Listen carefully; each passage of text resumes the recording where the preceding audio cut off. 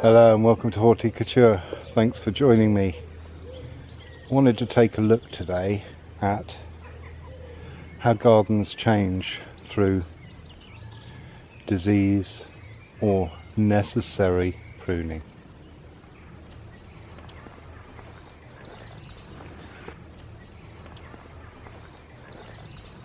Now this is a garden where things are allowed to grow.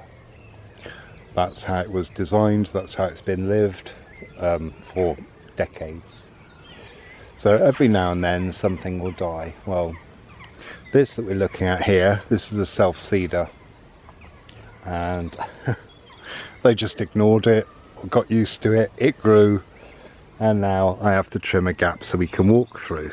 It was narrow, it was out to about there, as you can see by the path, so it came out to there. So let's take a look. Well, first of all, this gap here wasn't there last year. That was a berberis, but it had been left to grow too far, and eventually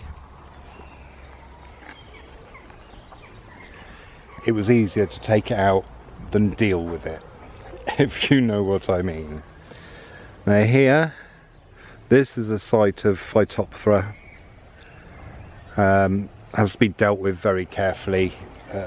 Jay's fluid, disinfectant, everything taken away, burnt, incinerated, so we still have to be careful. I think some of this stuff is going to have to go and be taken away as well. So a bit further on, I'm saving the bad news. So here, this is a site of dogwood. As you can see little bits of it coming up. It's all variegated on the other side. But that had grown, as you can see, and forced the brambles to do that. So what that means is it's easier to just cut it to ground like this, and it comes back. There's another little patch over there. Then what happens, so this gap will be here for some time, but then what happens is anything that's being lifted up because of what's already here will then fall into the gaps, like this is. You can see that's fallen down there. So what I've had to do is I've had to start lifting it up. Now I didn't want to lose the limbs, because that's how this garden is. This garden is grow and let grow. So you can't go, you have to live with how the garden is. That's what you do.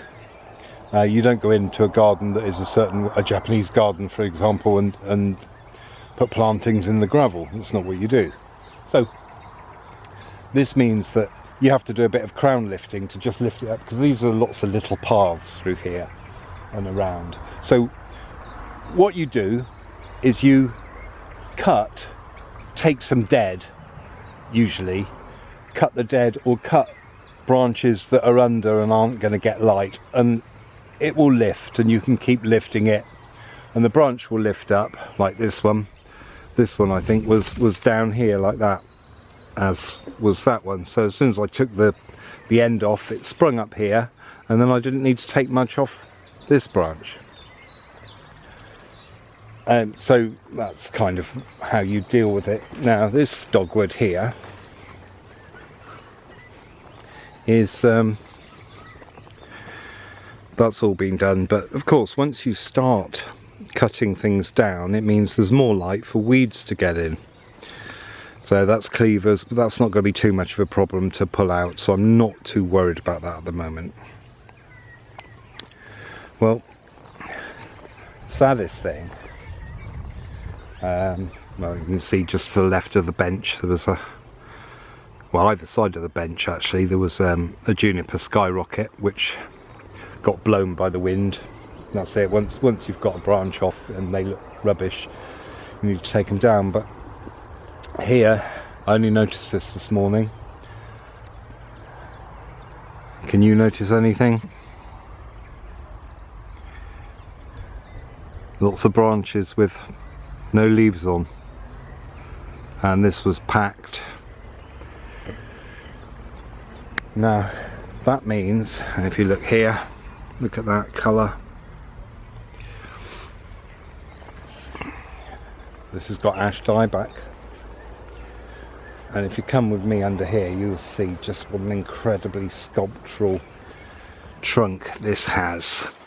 I have shown it in some other videos, but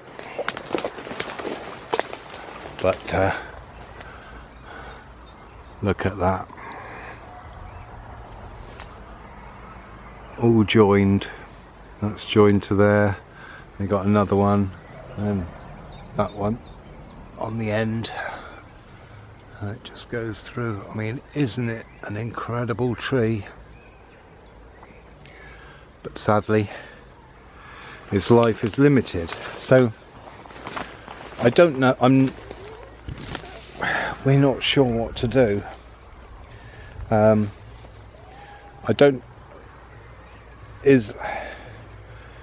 Because it would be ideal to use it as a structure for growing a clematis, or clematis, depending on how you say it. But I don't know. I think ash dieback is from a beetle, isn't it? So we're going to have to cut it down. So we're going to lose this. This whole area has been decimated, and as you can see, a few years ago that was that hole was created by taking a tree down. So that's some very sad news, because that tree is like it's a gem, or was, but it still is at the moment. In the orchard in the far corner, this isn't a tree that belongs to this land, it's in the corner of next door, but look at that ash tree there. It's well, at least 300 years old, could be 4, could be 5. But I noticed this morning, if you look into the left hand side there and some of the lower branches here, you can see there's nothing growing. And then if you look right in the top, you can see there's some branches there coming out with no leaves on. So this too has also got ash dieback. And once you lose trees like this, it changes the garden.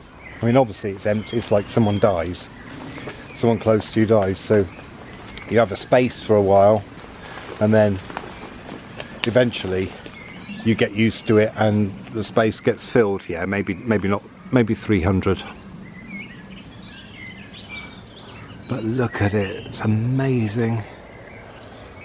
But you can see all the dieback on that side, whereas up here it's not too bad. One of the sad things about that is, in esoteric folklore of trees, a tree at a corner or entrance to a property is like a guardian tree, and that's been guarding these two houses and this little enclave for quite a few hundred years. And now it's going to go, and I will keep you posted on anything that happens following that. But it will be a while, it won't be till next year at least that gets cut down, I wouldn't have thought. So going to have to tell them.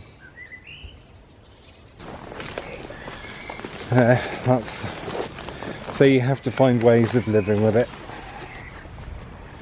Ideally, if you can use a dead tree as a sculpture, that's great, but very often it's because of disease, and you can't keep a diseased thing. It has to be got rid of, because in case it passes disease on to somewhere else, so it has to go. Hey, hope it never happens to you. Thanks for joining me. See you next time. Ta-da.